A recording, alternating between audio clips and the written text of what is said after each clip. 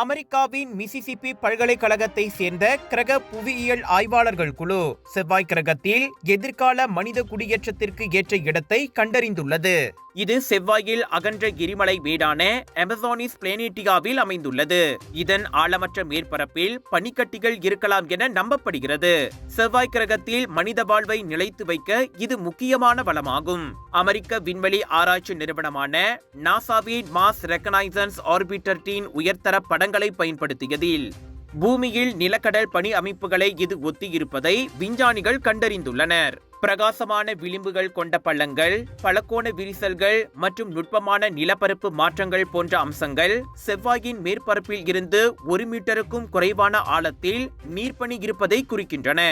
இது மனிதர்கள் அல்லது ரோபோக்கள் மூலம் கனமான இயந்திரங்கள் இல்லாமலேயே எளிதாக திரவியங்களை வெட்டும் வாய்ப்பை ஏற்படுத்துகிறது. செவ்வாயின் துருவ பகுதிகளில் மிகுந்த பனி இருப்பது தெரிகிறது. ஆனால் அந்த இடங்கள் மிகுந்த பனிப்பதத்துடனும் குறைந்த சூரிய ஒளியுடனும் இருப்பதால் நீண்டகால சூரிய சக்தி சார்ந்த திட்டங்களுக்கு அவை பொருத்தமற்றவை. மாறாக சமவெளி கோட்டிற்கு அருகில் உள்ள பகுதிகள் அதிக சூரிய ஒளி கிடைக்கும் இடமாக இருந்தாலும் அங்கு பனி மிக ஆழத்தில் உள்ளது. இந்த சூழ்நிலையில் அமேசானிஸ் பிளேனேட்டியா கிடைமட்ட இடமாக இருப்பதால் சூரிய ஒளியும் கிடைக்கும், பனியும் மேற்பரப்புக்கு அருகில் இருக்கும். இந்த கண்டுபிடிப்பு இஸ்ரோ எனப்படும் உட்பூமி வளங்களின் பயன்பாடு யோசனையை உறுதிப்படுத்துகிறது. அதாவது பூமியில் இருந்து கொண்டு செல்வதற்கு பதிலாக உள்ளூர் வளங்களை பயன்படுத்துவதாகும். தண்ணீரை பூமியில் இருந்து கொண்டு செல்ல அதிக செலவாகும் என்பதால் இஸ்ரோ முக்கியமானது.